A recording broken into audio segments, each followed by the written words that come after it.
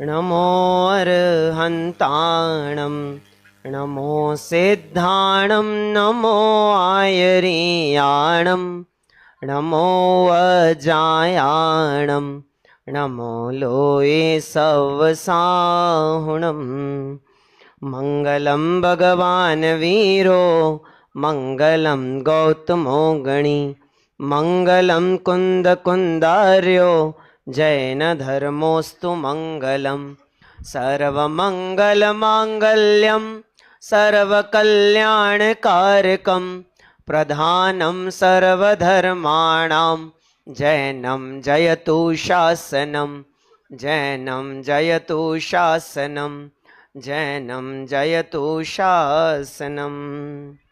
नमः श्रीवर्धमानाय निर्धूतकलिलात्मने सालोकानां त्रिलोकानां यद्विद्यादर्पणायते।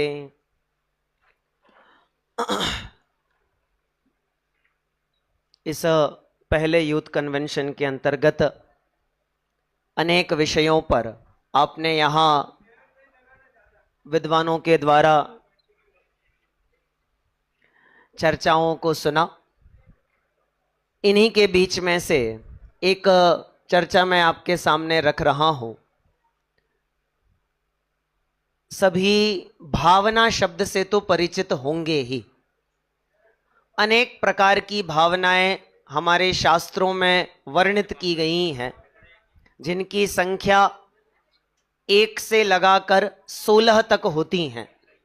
16 कारण भावना, 12 भावना, सम्यक दर्शन की भावनाएं, चारित्र संबंधी 5 अनुव्रतों की 5-5 भावनाएं, ऐसी 25 भावनाएं और भी हैं। ऐसे बहुत सारी भावनाओं का वर्णन हमारे यहाँ पर है। पुराने जमाने में हमारे घर गृहस्थी में हमारे बड़े बुजुर्ग प्रतिदिन 12 भावनाओं का पाठ किया करते थे, कराया करते थे। इन सब भावनाओं के बीच में एक और विशेष भावनाएं हैं, जिनकी चर्चा मैं आपके बीच में रख रहा हूं। इनका नाम है मैत्री आदि भावनाएं। कुल 4 हैं और जितना मेरे पास समय है, थोड़ा थोड़ा समय चारों को देकर के अपन इस विषय को समझने का प्रयास करेंगे। विषय सैद्धांतिक है, लेकिन मैं व्यवहारिक बना रहा हूं। शास्त्रों में अनेक स्थानों पर इन्हें सम्यक दृष्टि की भावनाएं कहा गया है, लेकिन मैं इन्हें सम्यक दृष्टि की भावनाओं के रूप में नहीं देखता। मैं देखता हूं इन्हें हर व्यक्ति की भावना के रूप में। तो पहले अपन नाम का परिचय कर लेते हैं कि जो हमारा मूल विषय है। कितनी भावनाएं लेनी है? 4। कितनी भैया? हाँ किरीट जी कितनी? 4। हाँ देखो, मैं तो कक्षा पढ़ाने वाला व्यक्ति हूं, बात करता रहूंगा आपके साथ में, समय समय पे पूछता भी रहूंगा। पहली भावना का नाम है मैत्री। क्या कहा? मैत्री। बोलो बेटा, क्या नाम बोला? मैत्री। बहुत बढ़िया। दूसरी भावना का नाम है प्रमोद। क्या नाम है? प्रमोद। 2 हो गई। कौन कौन सी? बहुत अच्छे, मैत्री और प्रमोद। तीसरी भावना का नाम है कारुण्य। थोड़ा कठिन है। क्या नाम है? कारुण्य। क्या नाम बोला? कारुण्य। मैत्री, प्रमोद, कारुण्य। बराबर। और चौथी भावना का नाम है माध्यस्थ्य। माध्यस्थ भी कहो, कोई दिक्कत नहीं। माध्यस्थ भावना कौन सी? बहुत बढ़िया। 4 हो गई। मैत्री, प्रमोद, कारुण्य, माध्यस्थ। फिर से बोलो। समझ में आया पीछे तक सबको? उधर हाँ प्रांजल, समझ में आया आपको? कौन सी भावना है? मैत्री, प्रमोद, कारुण्य, माध्यस्थ। बहुत बढ़िया। आप लोगों ने इनके नाम पहले कभी सुने? नहीं सुने। कितने लोगों ने नहीं सुने? ईमानदारी से बाहर हैंड रेस कर दो बस खाली। बहुत अच्छे, तो मेरा विषय नया हो गया। अब मैं बता रहा हूं कि बहुत पुराना विषय है, हम सबने इनके नाम सुने हैं। नाम नहीं सुने, पर सुना इनके बारे में बहुत है। कैसे सुना, कहां सुना, तो कुछ कुछ परिचय मैं आपको यहां से दे रहा हूं। हमारे यहां एक आचार्य हुए हैं, आचार्य अमित गति। कौन से? आचार्य अमित गति। उन आचार्य अमित गति नाम के आचार्य ने एक रचना लिखी जिसका नाम है भावना द्वात्रिंशतिका। क्या नाम है? बहुत बढ़िया, आगे आपके सामने देखो, ये भावना द्वात्रिंशतिका। क्या नाम है? ठीक है, भावना समझ में आ गया। और द्वा मतलब दो, त्रिंशति मतलब 30। 30 प्लस 2 कितना हो गया? हाँ, हमारे यहाँ गिनती पीछे से चालू होती है। अंका नाम वामतो गति, संस्कृत में नियम है ऐसा। हम भी बोलते हैं ना 49, तो 49 का मतलब 50 में उन जोड़ना है, ऐसा कि 50 में से एक, हाँ 41, तो 40 प्लस, ऐसे गिनते हो ना, ऐसे ही द्वात्रिंशति। तो कैसे गिनोगे? 2 30 नहीं, 30 और 2, 30 के आगे 2 जोड़ दे, कितना हो गया? समझ में आ गया आपको? 32 छंद हैं, इसलिए इस ग्रंथ का नाम है भावना द्वात्रिंशतिका। इसका पहला छंद मैं आपके सामने यहां पर पढ़ रहा हूं, आपके सामने स्क्रीन पर भी है। अपन सब पाठ करेंगे। मैं पहले पहले चरण का पाठ करूंगा, आप दोहराएंगे तो ज्यादा अच्छा लगेगा। सत्वेषु मैत्री गुणेषु प्रमोदम। बहुत बढ़िया। सत्वेषु मैत्री गुणेषु प्रमोदम।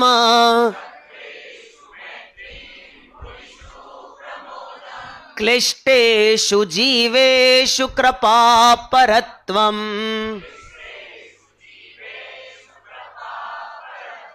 माध्यस्थ भावं विपरीत वृत्तौ।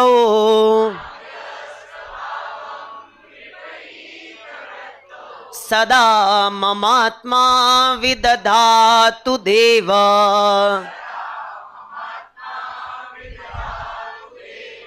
आप लोगों को संस्कृत पढ़ना आता है? अभी ऐसे ऐसे तो करना ही मत, अभी तो पढ़ी आपने। आता है? ऐसे ही बोलो आता है। अब पढ़ लोगे ना आराम से। चलो अपन साथ में पढ़ते हैं इसको, ठीक है? सामूहिक वाचन। सत्वेषु मैत्री प्रमोदम। क्लिष्टेषु जीवेषु कृपा परत्वम्। माध्यस्थ भावम्।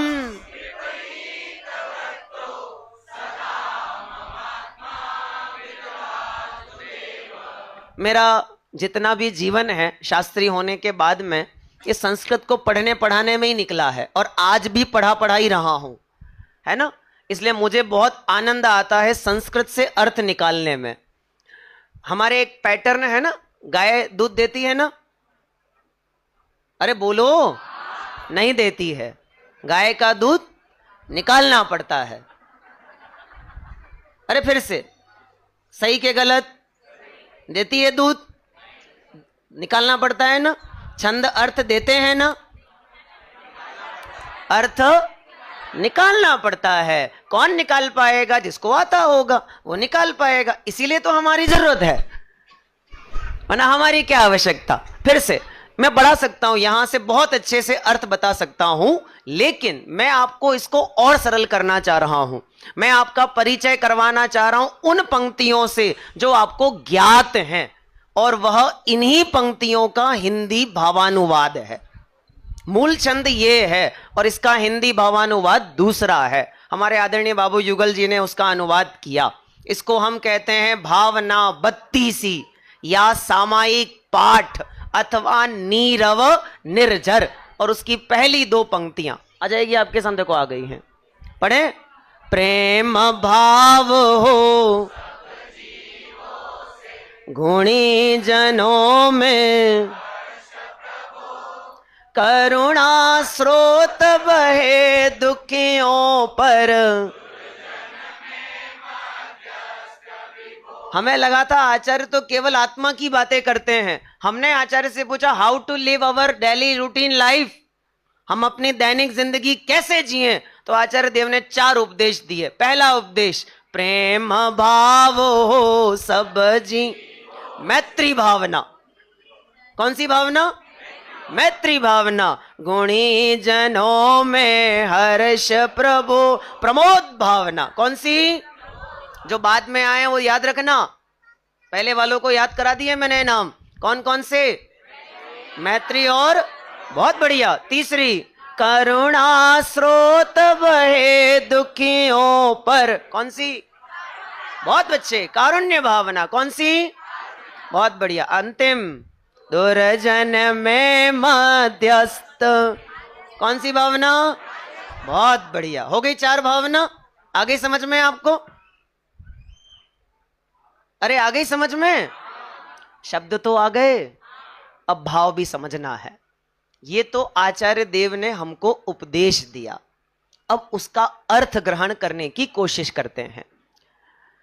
दुनिया में सबसे वाइड आउटलुक कौन से दर्शन का हो सकता है? सबसे विशाल दृष्टिकोण कौन से दर्शन का है दुनिया में? आपको क्या लगता है? आपको पता है हम जैन ही बोलेंगे, और क्या?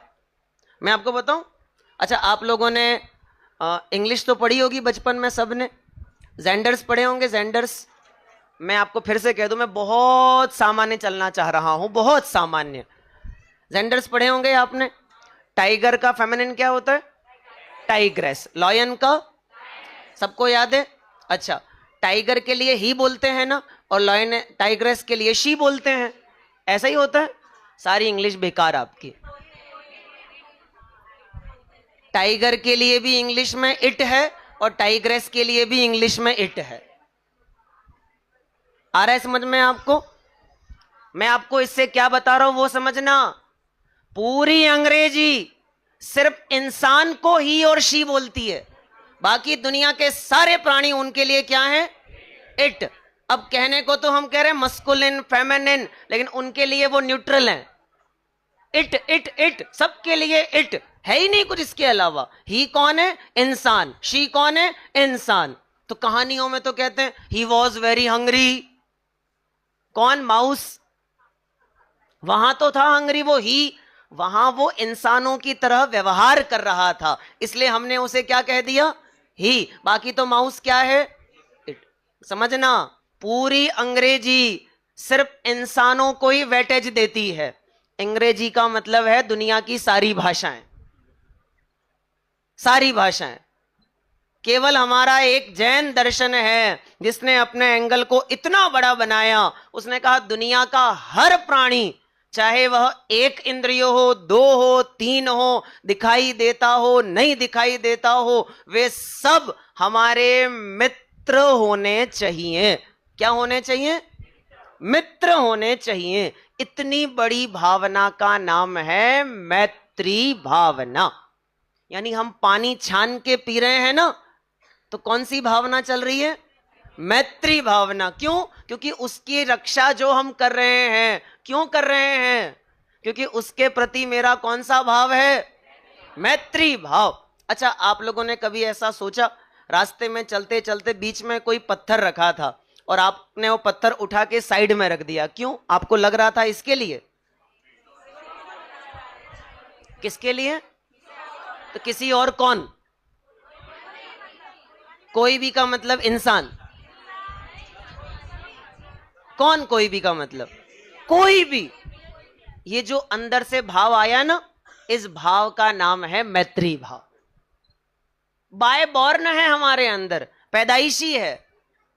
क्यों? क्योंकि हमारा जन्म ऐसे कुल में हुआ है कि हमें संस्कारों से यह विषय प्राप्त हुआ है। हमें किसी जीव को मारने का विकल्प आता ही नहीं। हमें कोई कहे इसका मर्डर कर दो, हमें ऐसा विकल्प सपने में भी नहीं आता, सपने में भी नहीं। अच्छा, आप लोगों को किसी को जर्मन आती है? फ्रेंच थोड़ी थोड़ी आती है। जर्मन आती है? नहीं आती। अच्छा, किसी को जर्मन में सपने आते हैं? भाई सपनों की क्या, सपनों में क्या दिक्कत है? सपने तो किसी के भी आ सकते हैं। तो जर्मन में सपने आए कभी किसी को? फ्रेंच में आए? स्पेनिश में आए? काय में आए? हिंदी में। बोलो फटाफट, काय में आए? पक्का हिंदी में आए? हाँ, मारवाड़ी में और कह दो। हाँ, अपने वाली में ही आए ना सबको। क्यों आए भाई? हम जो हैं वही हम अपने सपनों में भी होते हैं। हमें स्वप्न में भी किसी को मारने का भाव नहीं आता, स्वप्न में भी नहीं। असली में तो छोड़ दो। क्यों नहीं आता? क्योंकि ये मैत्री भाव हमारे डीएनए क्या बोलते हैं, डीएनए उसमें भरा पड़ा है, भरा पड़ा है, आ ही नहीं सकता। अहिंसा दर्शन का नारा हम लगाएंगे, वो तो वचन है, लेकिन अहिंसा जो हम अपने जीवन में पाल रहे हैं वो मैत्री भाव है। और मैत्री भाव का दायरा जैन दर्शन का कितना बड़ा कि हमने जगत के सर्व प्राणियों का हित चाहा। कितने प्राणियों का? सर्व का मतलब वो दुनिया में बोलते हैं ना, सर्वे भवन्तु सुखिनः सर्वे सन्तु निरामया। तो सर्वे का मतलब कौन होता है? सब नहीं होता, सब वहां भी सब का मतलब है सब मनुष्य। लेकिन एक जैन दर्शन इकलौता दर्शन है कि जब हम पूजा करते हैं, कई लोग शांति धारा करते होंगे, तो रोज हम ये भावना भाते हैं। कौन सी भावना? सुखी रहें सब, सब जीव मतलब, अरे गजब हो गए, बराबर है भैया, ऐसे बोलते हो नहीं बोलते? जीव मात्र, एक इंद्रिय, पेड़ पौधा, वायु का, अग्नि का, जल का, कोई भी जीव हो, सब क्या रहें? सुखी रहें। शांति पाठ के अंदर तो हमने इतना बोल दिया, हे भगवान होवे सारी प्रजा को, क्या होवे? सुख, सारी प्रजा को सुख, बलयुत हो धर्मधारी नरेशा, होवे वर्षा तिल भर न रहे व्याधियों का अंदेशा। कहां नहीं होवे? हिंदुस्तान में कि पाकिस्तान में? अरे बोलो पीछे से, कहां नहीं होनी चाहिए बारिश? हिंदुस्तान में बहुत बढ़िया होवे, पाकिस्तान में बिल्कुल नहीं होनी चाहिए। हमारे यहां बहुत अनाज उगे, पाकिस्तान में अकाल पड़े नहीं। अरे क्या गजब बात है। मैत्री भाव कितना अद्भुत है जैन दर्शन का। एक भी प्राणी, चाहे वह हमारा शत्रु ही क्यों ना हो, वह भी क्या होवे? सुखी, सुखी हो जावे। अरे वो सुखी नहीं होगा तो हमसे शत्रुता कैसे करेगा? तो उसका सुखी होना भी तो बहुत जरूरी है। जैन दर्शन की विशालता, व्यापक दृष्टिकोण, संकुचित नहीं है हम, बहुत वाइड एंगल। जो जैन दर्शन को माने वो तो सुखी होवे ही, जो नहीं मानते हैं वो भी क्या हो जावे? प्रेम भाव हो सब जीवों से मेरा प्रेम भाव। कौन सी भावना चल रही है? हमारे भगवती आराधना की टीका में एक पंक्ति आई, जीवेषु मित्र चिंता मैत्री, सभी जीवों में मित्रता की चिंता अर्थात भावना, उसका नाम मैत्री भावना कहलाता है। मेरी भावना पढ़ी होगी आपने, उसके अंदर भी एक पंक्ति है, मैत्री भाव जगत में मेरा। कितने जीवों से? अब आपको समझ में आ रहा है जैन दर्शन कितना विशाल है। एक एक पंक्ति जो हमारे आचार्यों ने लिखी, एक एक शब्द जो उन्होंने कहा, वो किसको टारगेट करके कहा? हर जीव अपना कल्याण करे, ऐसी उज्जवल और उत्कृष्ट भावना का नाम है मैत्री भावना। अभी परसों कल के दिन कोई कह रहा था कि यूथ कन्वेंशन एक सम्मेलन हो गया है। सम्मेलन समझते हैं ना आप लोग मुंबई वाले तो? अरे सम्मेलन का मतलब सब लोग क्या हो गए? अच्छी बात है, हम तो रोज ही भावना भाते हैं, मेल मिलाप बढ़ावे हम सब। मेल मिलाप बढ़ावे यहां तक तो ठीक है, लेकिन उसके आगे वाली पंक्ति ज्यादा जरूरी है। मेल मिलाप बढ़ावे हम सब, धर्मोन्नति का ये करें तो सार्थक। केवल मेल मिलाप ही करने में तो अनादिकाल बीत गया हमारे जीवनों का, और अनादिकाल और आगे अनंत काल और बीत जाएगा। इसलिए जब तक हम मिलकर इस मार्ग में आगे नहीं बढ़ेंगे तब तक मैत्री भावना नहीं। अच्छा, सच्चा मित्र कौन? इसको नींद आ रही हो किसी को और वो कह दे मैं जाके रूम में सो रहा हूं, जब खाने का टाइम हो तो मुझे उठा देना, वो अच्छा मित्र है? या फिर वो कैसे सोएगा, मैं बैठा हूं तू भी बैठ यहीं पे? बोलो कौन अच्छा मित्र है? समझना तो पड़ेगा। देखने पे तो ऐसा लगेगा ये शत्रु से बढ़कर है, सोने ही नहीं दे रहा मुझे। अरे सोने नहीं दे रहा नहीं, तुम्हें संसार में रुलने नहीं दे रहा, तुम्हें भटकने नहीं दे रहा, ये सच्चा मित्र है। समान शील वालों की मित्रता होती है, समान मार्ग में गमन करने वालों की मित्रता होती है। इसलिए हम सब मोक्ष मार्गी हैं। इसलिए हमारी मित्रता जगत के कितने जीवों के साथ? सभी जीवों के साथ। और चर्चा करता रहूंगा तो शायद एक ही भावना हो पाएगी। अगली भावना पे चलता हूं। क्या नाम है अगली भावना का? जोर से बोलो। प्रमोद भावना। जब भी मुझे ज्ञानियों का समागम मिले, जब भी मुझे आचार्यों का, मुनिराजों का, तपस्वियों का, साधर्मियों का समागम मिले, तो मेरे हृदय में सबसे पहले क्या आना चाहिए? अरे बोलो।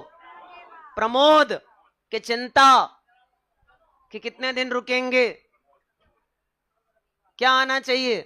प्रमोद भावना। भजन में तो यही गाते हैं, मारे आंगणे में आए मुनिराज और मारो मन नाचे रे। और वस्तुतः जब मुनिराज आंगणे में आ जाए तो चिंता कि चौका कौन बनाएगा, सामान कहां से लाएंगे, पंडित जी आ गए हैं, अब इनको समय से खाना खिलाना है, कुएं का पानी लाना है, प्रासुक सामान चाहिए, सब शोध का चाहिए, कहां से लाएं, कैसे अरेंज करें। आकुलता बढ़नी चाहिए कि प्रमोद बढ़ना चाहिए? गजब हो गया। प्रमोद बढ़ना चाहिए।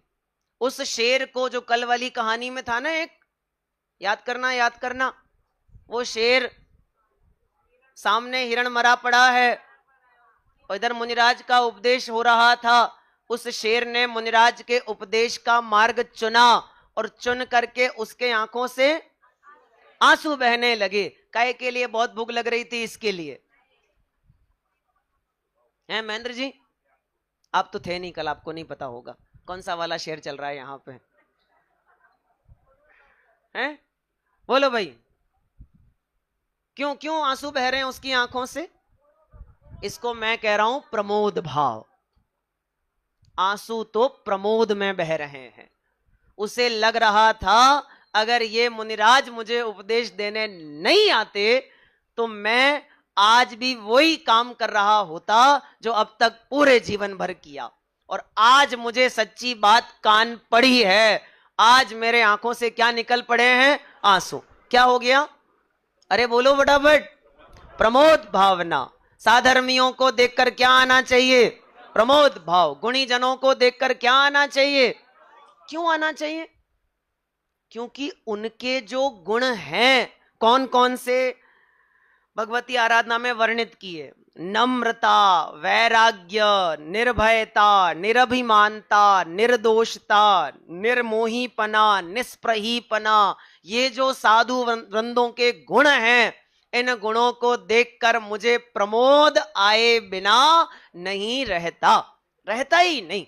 अच्छा, एक बात मैं आपको थोड़ी विपरीत तरीके से समझ, इसको हम कहते हैं व्यतिरेक व्याप्ति है, उल्टे तरीके समझा रहा हूं। हाथी चलता है ना तो कुत्ता भौंकता है, बराबर है ना? अरे हाँ या ना? हाथी चलता है तो, अरे बोलो हार्दिक भैया, समझ में आ रहा है? हाथी चलता है तो हाथी देखता है कि नहीं देखता? नहीं देखता। यहां तक सबको याद है, पता भी है। अब मैं जो बता रहा हूं उसे सुनो। हाथी चले और नहीं भौंके वो कुत्ता नहीं, और कुत्ता भौंके और उसको देख ले वो हाथी नहीं। आ रहा है समझ में? अब कुत्ते का स्वभाव है भौंकना और हाथी का स्वभाव है निर्लिप्त रहना। ऐसे ही साधर्मियों का स्वभाव है प्रमोद होना। गुणी जनों को देखे तो प्रमोद आएगा ही आएगा। अगर नहीं आता तो इसका मतलब हम साधर्मी नहीं, हम जैन नहीं। जैन है तो प्रमोद तो आएगा ही आएगा। अपने छोटा सा बच्चा परिवार का आ जाता है ना दादा दादी के पास में, तो उसे देखकर क्या आता है? प्रमोद। प्रमोद, मेरी आंखों का तारा आ गया है। ऐसा प्रमोद या उससे भी अधिक प्रमोद गुणी जनों को देखकर हमको आना चाहिए।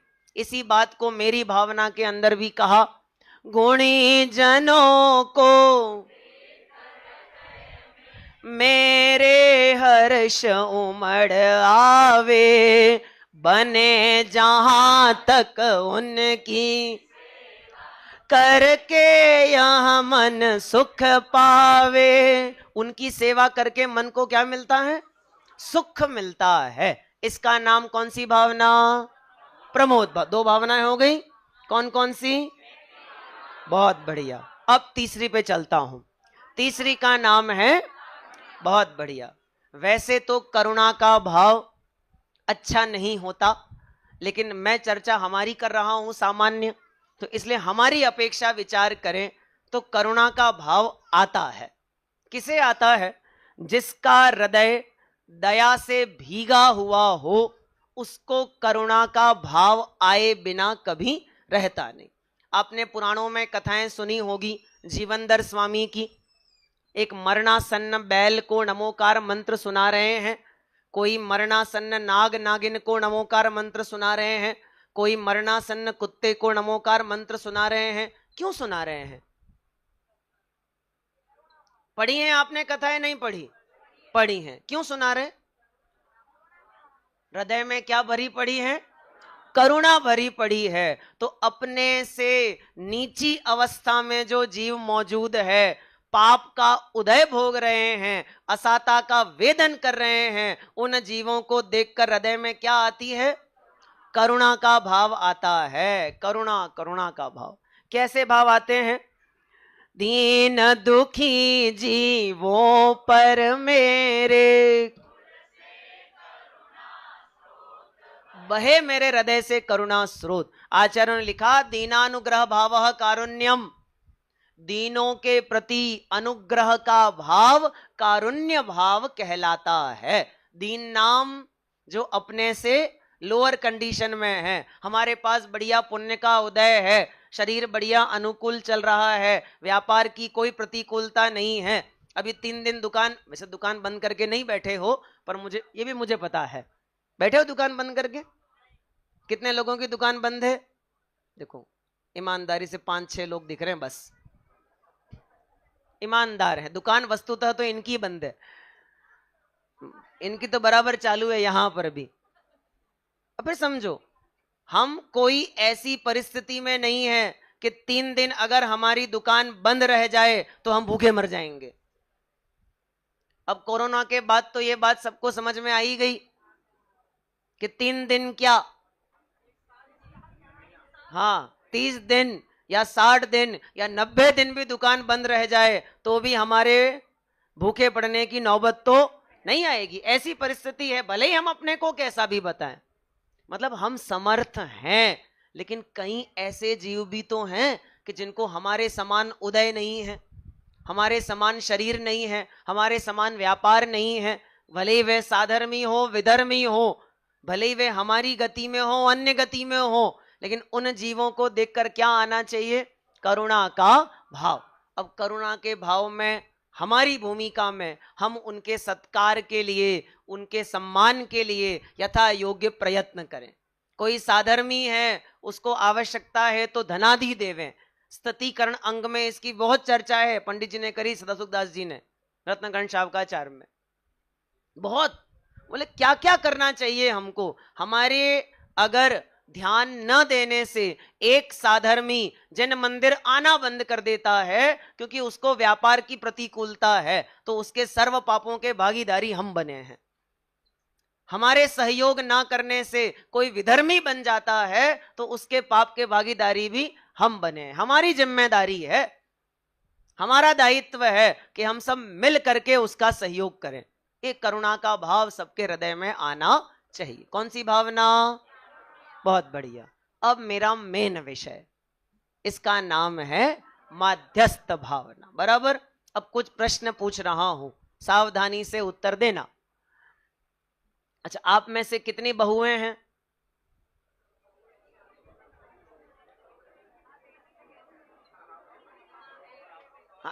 बस इतने 2-4 ही दिख रहे हैं मुझे तो खाली। अच्छे से हैंड रेस करो एक बार। बहुत बढ़िया, ठीक है।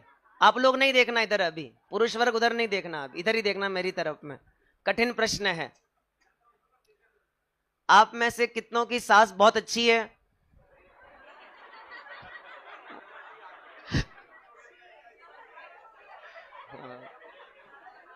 देखो, आप लोगों का हाथ उठाना और इन लोगों का हंसना, ये बड़ा जबरदस्त व्यतिरेक है, तो उससे बहुत कुछ समझ में आता है।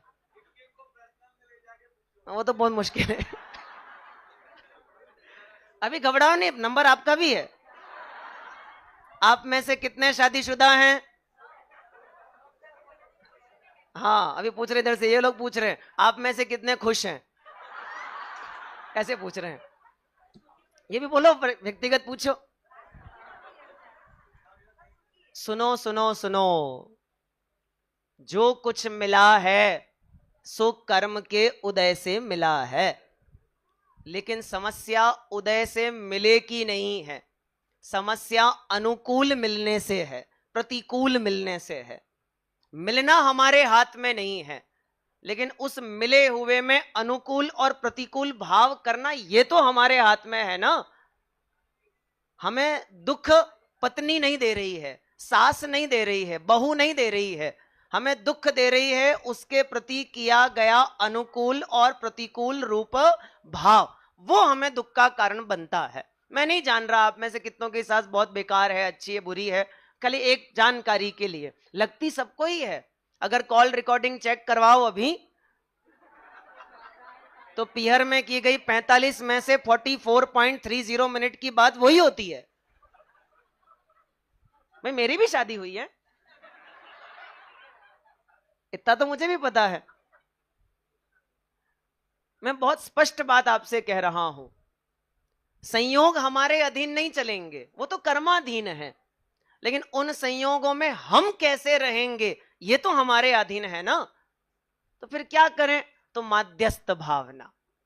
तो क्या हमारी सास, हमारी पत्नियां दुर्जन है जो उनके बीच में हमें माध्यस्थ रहना है? नहीं, संयोगाधीन है, कर्माधीन है, उनके बीच में मध्यस्थ रहना। मध्यस्थ का मतलब क्या होता है?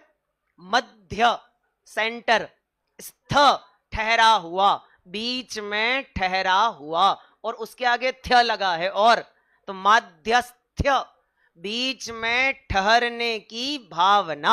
ना हम इधर जा रहे हैं अनुकूलता की ओर, ना हम इधर जा रहे हैं प्रतिकूलता की ओर, हम तो कहां हैं? सेंटर लाइन में।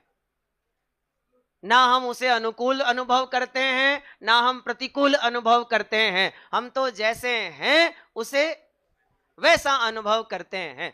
पतियों को तो बहुत अच्छा एक्सपीरियंस होता है, हैं? पति जब अत्यंत प्रेम से जली रोटी भी खिलाए तो हंसते हंसते बिल्कुल खा लेते हैं और कहते हैं आज का खाना तो एकदम स्वादिष्ट बना है। बुराई नहीं कर रहा हूं आप लोगों की, इनकी अच्छाई बता रहा हूं। होता है कि नहीं होता है ऐसा?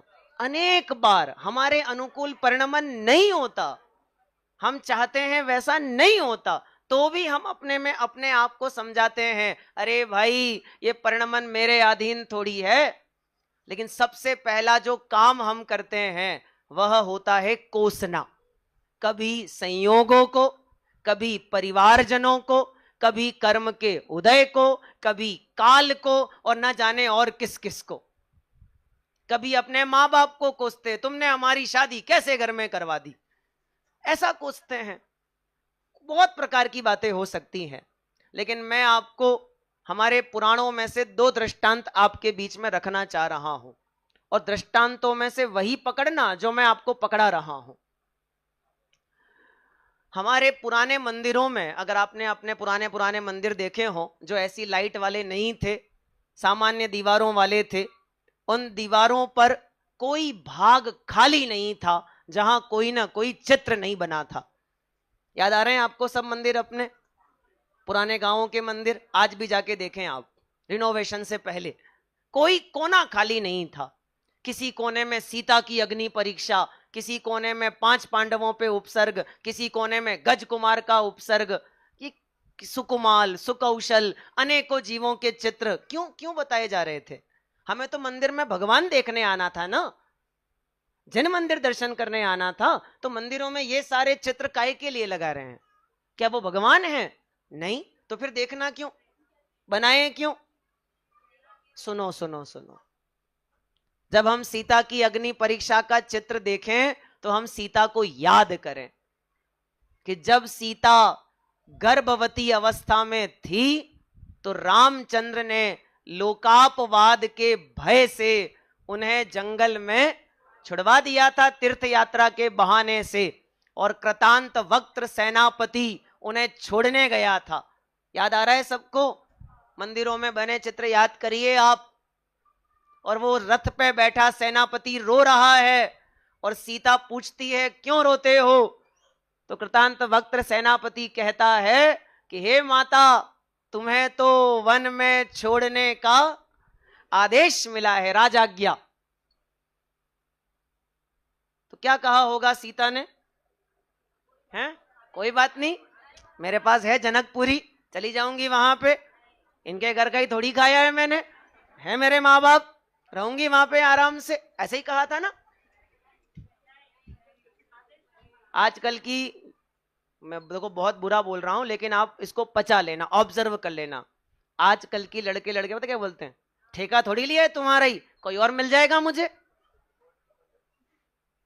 किसी और से शादी कर लेंगे, डिवोर्स ले लेंगे तुमसे, क्या ठेका लिया है हमने, ऐसा कह के निकल जाते। तो वो चित्र सीता का जो बना था ना हमारे मंदिर में, वो हमको क्या कह रहा था? उसने हमको सिखाया कि देखो देखो, सीता ने उस प्रसंग में एक भी शब्द, पुराण उठा के देखो आप, एक भी शब्द, सिंगल वर्ड रामचंद्र की बुराई नहीं करी, सिंगल वर्ड अपने सास ससुर की बुराई नहीं करी, सिंगल वर्ड अपने माता पिता की बुराई नहीं करी। किसे बुरा कहा उसने?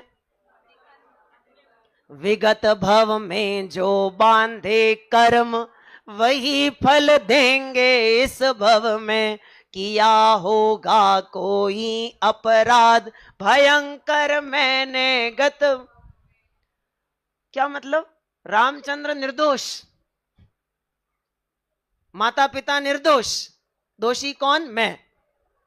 गजब हो गया। कौन सी भावना चल रही है? ये मैं माध्यस्थ भावना। अरे अनुकूलताओं में तो हमको जीना आता है, हमने अपने बच्चों को सिखाया भी है, लेकिन प्रतिकूलताओं में कैसे जीना ये हमारे बच्चों को कौन सिखाएगा?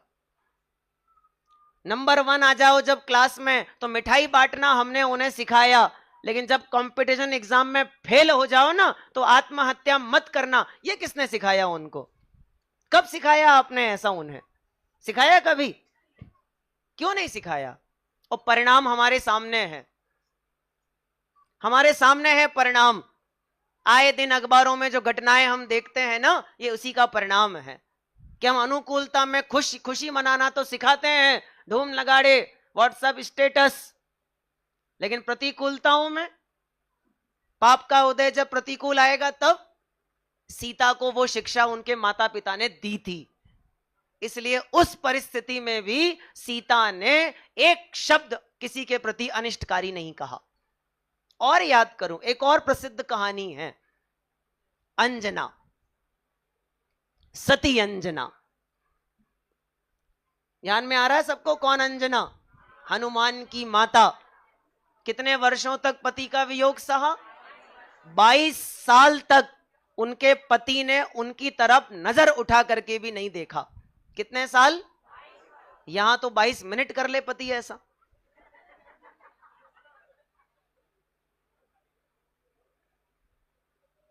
बाईस मिनट नहीं कर सकते हम ऐसा। एक व्हाट्सएप पे मैसेज किया तो तत्काल रिप्लाई चाहिए, 1 मिनट में तो उत्तर क्यों नहीं दे रहे हो? इतने बिजी हो क्या? फटाफट रिप्लाई पे रिप्लाई। 11:34 में तो 4 मैसेज। कैसे हो रहा है ये सब? आप याद करो उस अंजना को, जब उस अंजना को, सती अंजना को, उसकी सास ने पति के जाने के बाद घर से निकाल दिया, उल्टा कह करके, दुष्चरित्रा कह करके निकाल दिया, तो कहां गई? अपने पिता के घर में गई। और पिता ने कहा नहीं रख सकता मैं तुझे, नहीं रख सकता मैं तुझे, निकाल दिया घर से। पति के घर से धुतकारी गई, पिता के घर से धुतकारी गई, जंगल में यात्रा कर रही है, साथ में एक सखी है, और वह सखी कहती है ते सब तेरी सास ने किया है। आप होते तो क्या बोलते?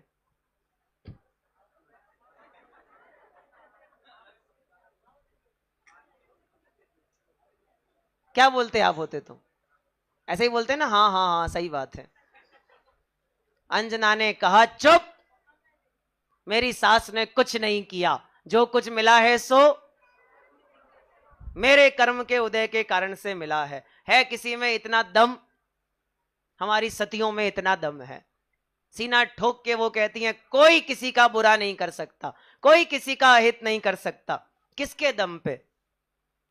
अनुकूलताओं में भी हम वैसे ही हैं जैसे प्रतिकूलताओं में रहते हैं, प्रतिकूलताओं में हम वैसे ही हैं जैसे अनुकूलताओं में रहते हैं। इस भावना का नाम है माध्यस्थ भावना। बराबर? मैंने आपको सैंपल दिए हैं, है ना? आप इनके ऊपर जितना विचार कर सकते हो करिएगा, और विशेष चर्चा समय आने पर अपन करेंगे। ओम नमः सिद्धिभ्य।